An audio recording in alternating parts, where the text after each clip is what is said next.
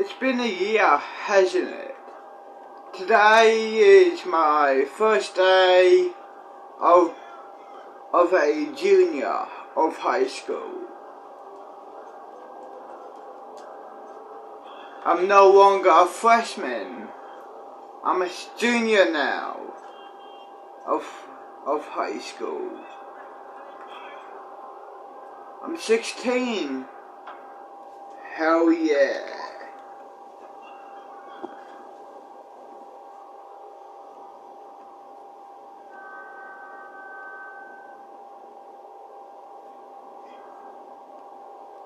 What else should I watch on YouTube, dog?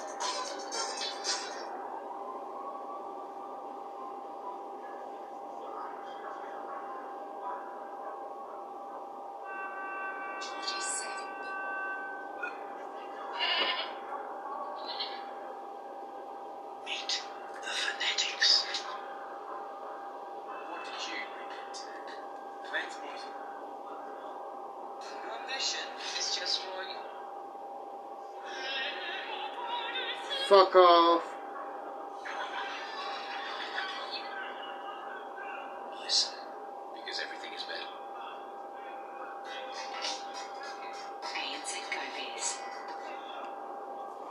Did you know that there is a capital city that was built for millions of people but remains practically empty? And that the US wasted $17 billion for a mega project that was never even used and remains completely useless to this day? Today, we will explore 5 of the most useless mega projects in the world. Before we continue, make sure to like this video and subscribe to Top Luxury. Share your thoughts about these mega projects in the comments below. Number 5. Interstate H3 Hawaii. Let's start with a breathtakingly scenic highway in the Aloha State, Hawaii. The 26-kilometer-long Interstate H3 passes through one of the most stunning landscapes in the world. It is so stunning that there were genuine concerns of motorists stopping and creating traffic hazards. However, the highway is as controversial as it is beautiful. It was first proposed in 1960 with defense considerations in mind, as the highway would connect the Pearl Harbor Naval Base on the south side to the Marine Corps Air Station on the east coast. The announcement of its construction was immediately met with resistance from environmental groups, as well as native Hawaiians who were worried about the massive urbanization the project would bring. Environmental laws of the time and a change of route to protect the surrounding valleys delayed the plans indefinitely. 26 years later, the environmental hurdles were removed when the Congress exempted the project from environmental laws and cleared the way for construction to finally begin in 1989. Let's have another join. The highway was finally Let's have a join opened for in today. You know what I 1997, fucking mean? almost 37 years after it was originally proposed.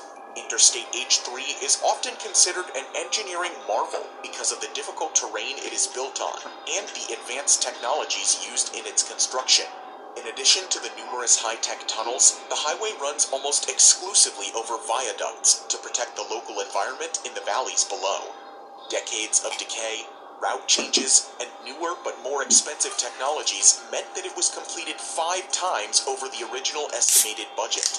The total cost of construction was $1.3 billion, which is about $50 million per kilometer, the most expensive cost per kilometer in the world.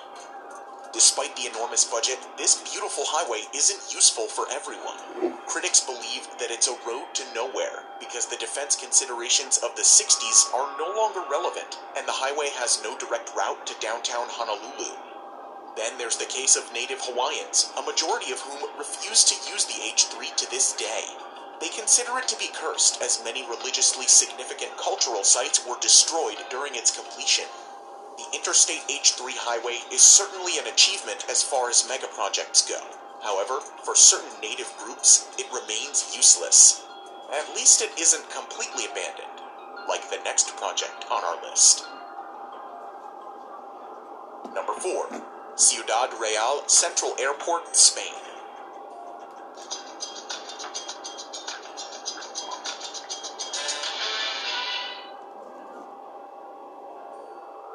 Spain is one of the prime travel destinations in Europe, and that was a key consideration when the idea for the Ciudad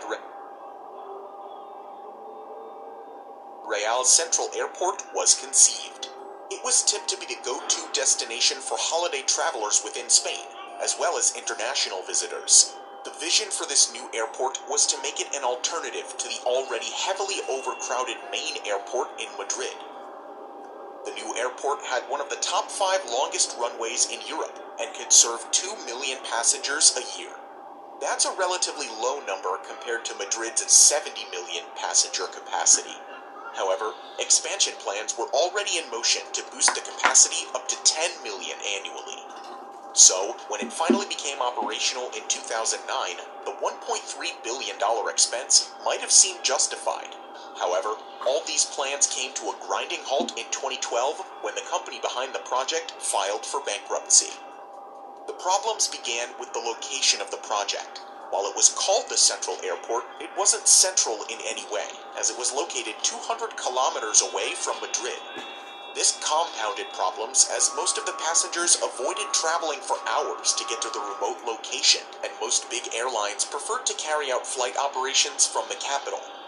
So, within the first year of opening, the newly built airport was reduced to a single small-time airline.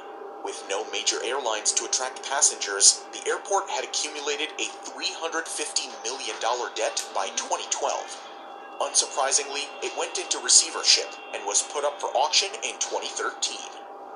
The airport was even popularized as an abandoned location by the hit British TV show Top Gear in 2014. After multiple auctions fell through, including an outrageous $12,000 offer, the airport was finally sold to new owners in 2019. A Spanish airport that cost €1 billion to build has attracted a bid of just €10,000. Ciudad La Mancha Airport opened in 2008, only to go bankrupt and close by 2012. As businesses crashed and profits dwindled during the COVID-19 pandemic, the Ciudad Real Airport got a lifeline. With little hope of passengers returning, the new owners reinvented the airport as a home for grounded planes, given its dry climate, long runway, and spaciousness. By August 2020, there were 65 airplanes parked on the airport, with expansions underway to provide a storage facility for over 300 aircraft. This new storage approach gave the airport a much-needed business opportunity. However, all the stored planes will eventually be gone once the pandemic is finally over and the return of normal flight operations remains elusive. This billion-dollar mega-project remains effectively useless for passengers around the world. Number 3. Ciudad, Myanmar. Next up is another mega-project that made it to top gear. Unfortunately, this isn't just a remote airport. It's the capital of Myanmar, a new capital that was built from scratch. Myanmar's former military leadership started building a new capital in secret in 2002. The shifting of a country's capital isn't unheard of, as many countries, including Brazil, Egypt, and Pakistan, have done so in the past. In November 2005, Myanmar's leader announced his decision to the public, but he kept the name of a new capital a secret. It was 4 months later when he finally revealed the name, Ciudad, which literally means the king's residence. The reason for this sudden shift of capital wasn't clear. Some speculated that the military leadership was fearful of an attack from the sea, while others thought it was shifted on the advice of astrologers. However, a lot of it had to do with the former capital, Yangon. Yangon is home to 7 million people, and the city is said to have reached its infrastructural limits, and its population is set to double by 2050. Moreover, the coastal city was established as the capital during British rule to benefit the British Navy, so it made sense for Myanmar to shift the capital to a more central location. The new project was built swiftly, and to this date, the successive governments have poured $4 billion into the city. Ciudad seemingly has everything to attract visitors: a 20-lane highway, over 100 luxury hotels divided into 3 hotel districts, golf courses, museums, and even a 99-meter-tall replica of a landmark originally situated in Yangon. But there's one essential component that remains missing.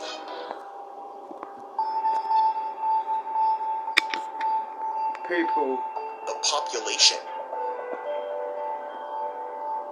The new capital is home to less than 1 million residents, most of which reside in the suburbs that were present even before the city became the capital. But why does no one want to live there? A lingering gap in health facilities, lack of quality educational institutes, and economic opportunities mean that most of the population is reluctant to make the city a permanent home. So, the city often paints the picture of a deserted place and is often referred to as a ghost town. The incredible 20-lane highway is practically empty. Traffic congestion is unheard of, and at times, a single automobile is caught drifting along the tremendous road. The city has an airport that can handle 3.5 million passengers every year, but on a busy day, a dozen people will actually use it. The shopping malls are visited only by the diplomatic staff on weekends, while the hotel lobbies are mostly empty. Despite the apparent barrenness, there's a silver lining for the royal capital. It's built as a city of the future, and with the exploding population, Ciudad still has time for an inevitable redemption. For now, it's arguably the world's strangest capital, and remains useless for much of the country's population. Number 2. Forest City, Malaysia.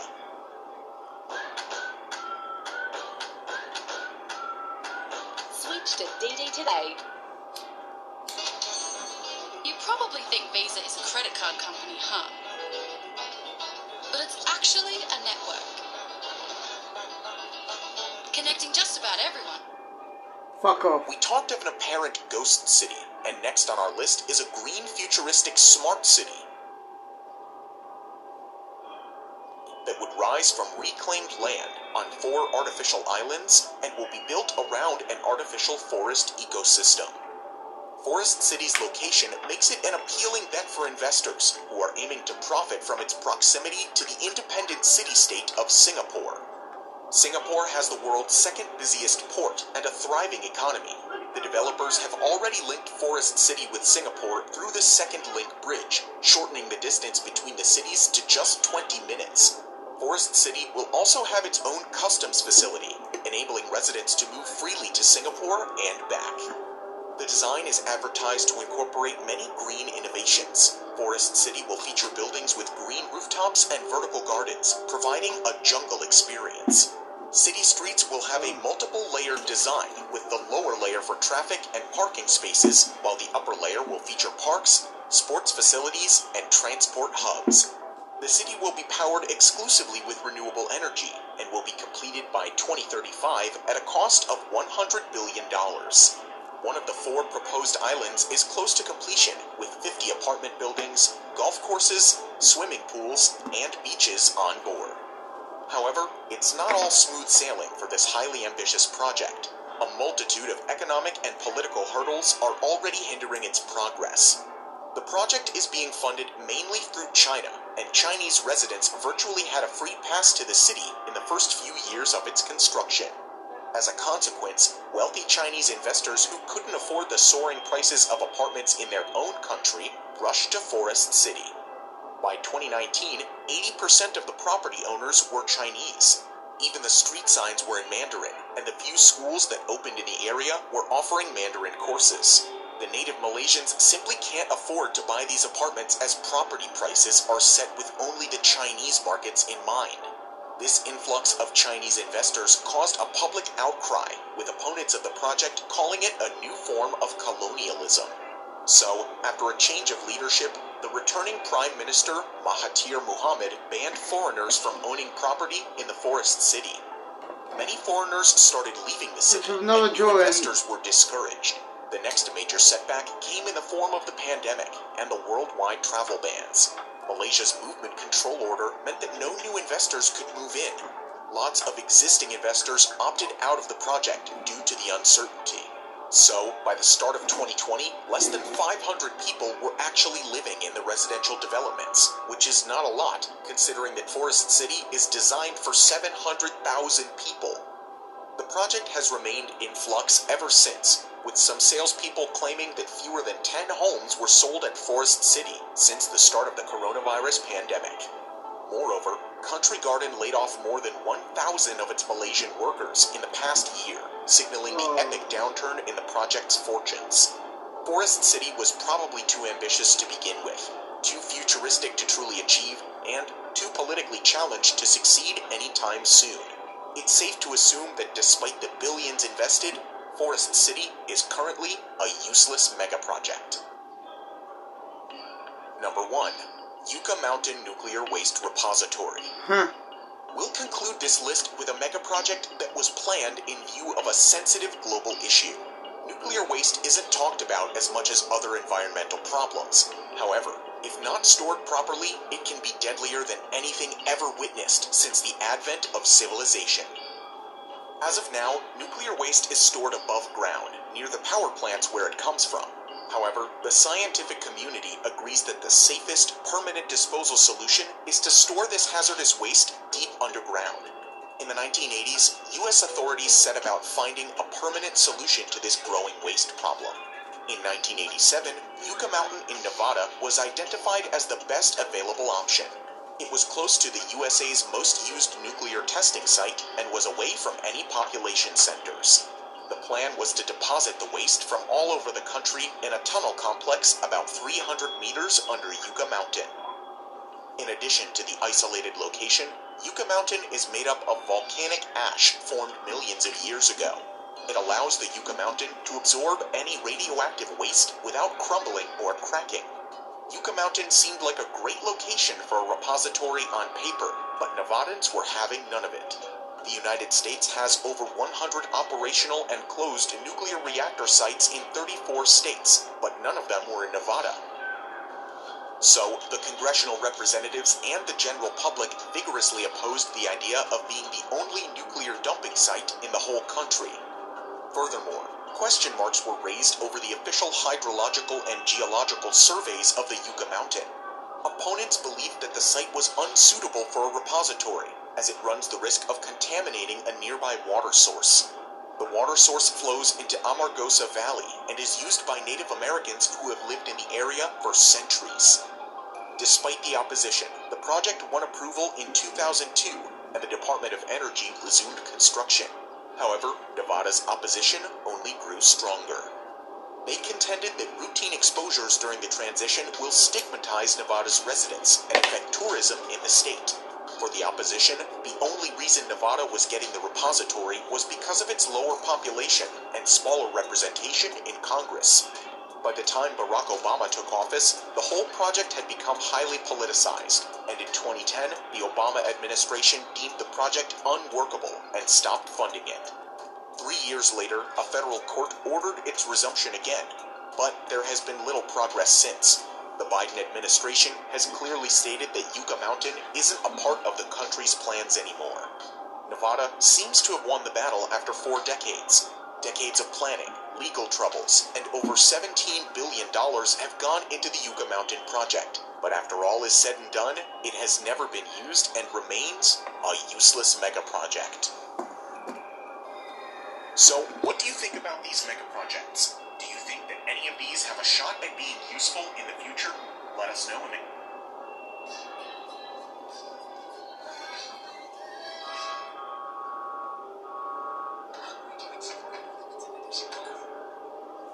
From the world's largest statue in the middle of nowhere in India to an exact copy of Paris in China, and from this really unusual bridge to the biggest stolen building in the world, here are 7 of the weirdest mega projects in the world.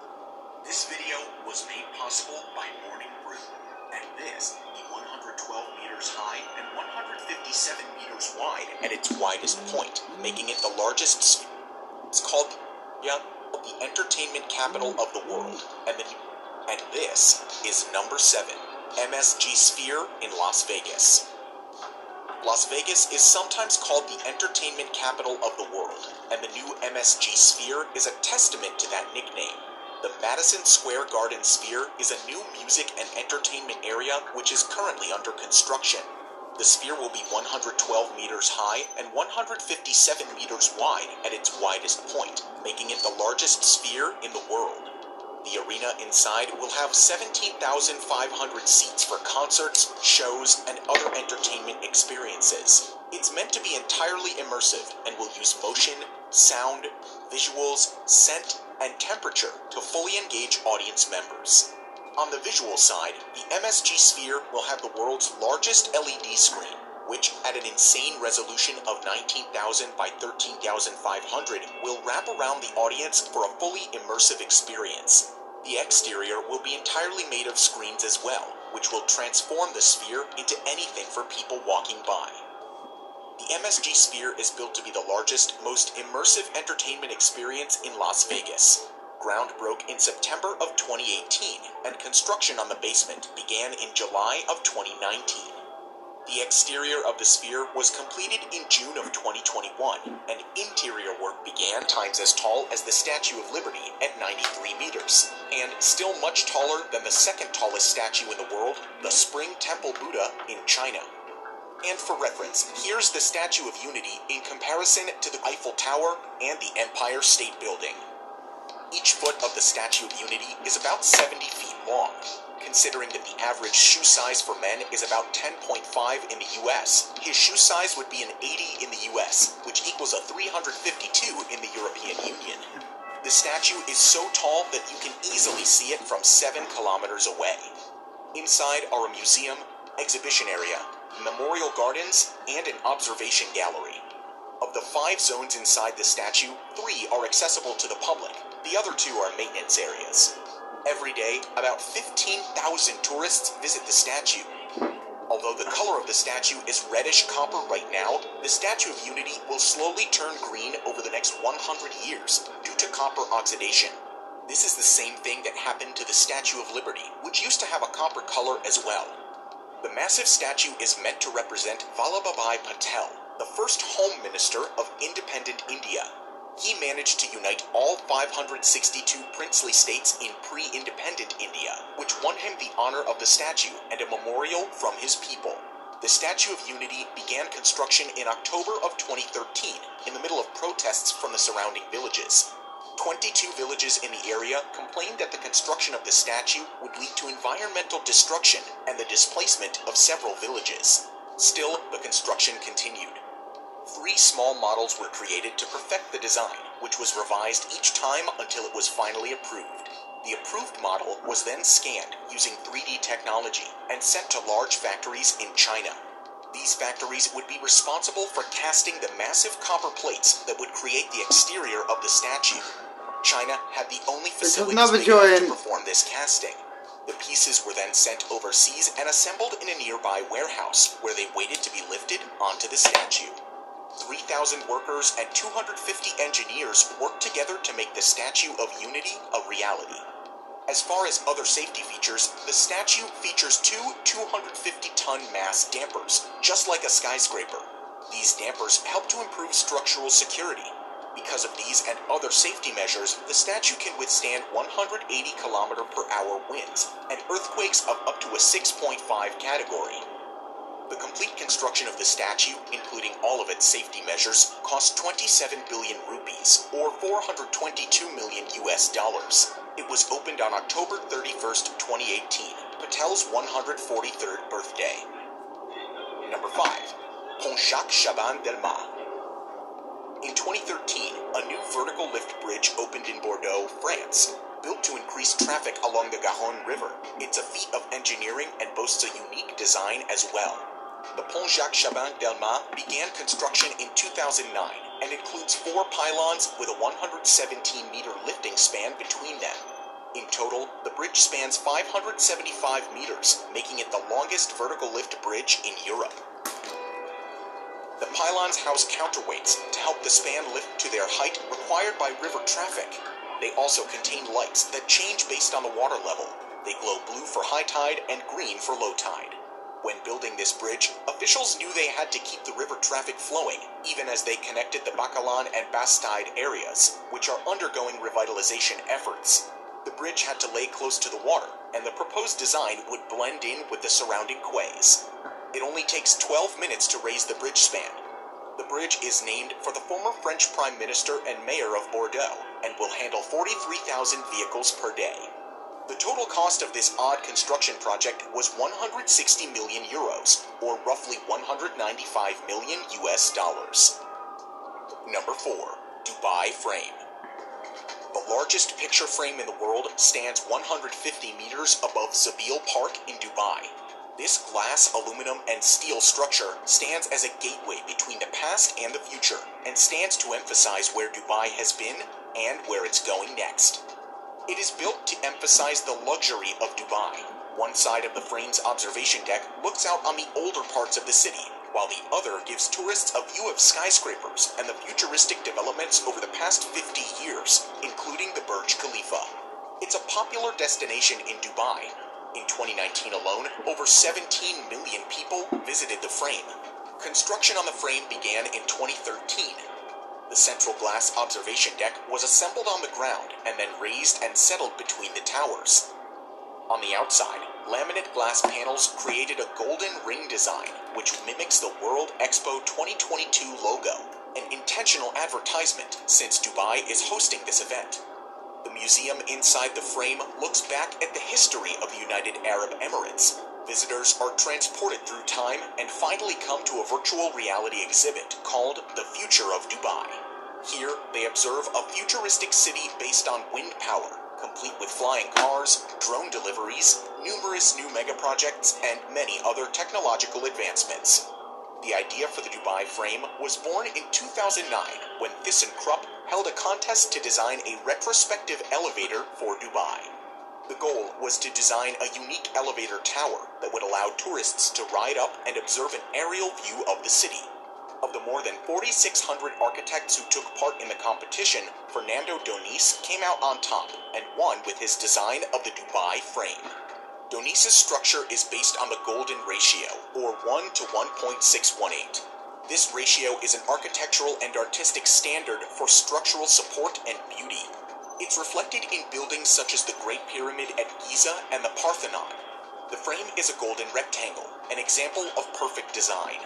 This Incrupts competition had a number of other interesting entries, including Lo Siwei's Magic Mirror, a twisted circular design that would frame the Burj Khalifa in a perfect circle when looking from the right angle, as well as Han Bolu's The Flying Colors of Dubai, an elevator surrounded by colorful flakes. Fernando Doniz's design was used for the frame, but he claims that he was not compensated correctly. While he received the prize money from winning the competition, he says that Dubai never paid him the full amount for the realization of his project. Unfortunately for him, his lawsuit isn't going anywhere because Dubai functionally grants itself immunity to the dispute. Doniz believes that his intellectual property rights were violated and that the frame is the biggest stolen building of all time. Number 3. Katara Towers in Lusail City.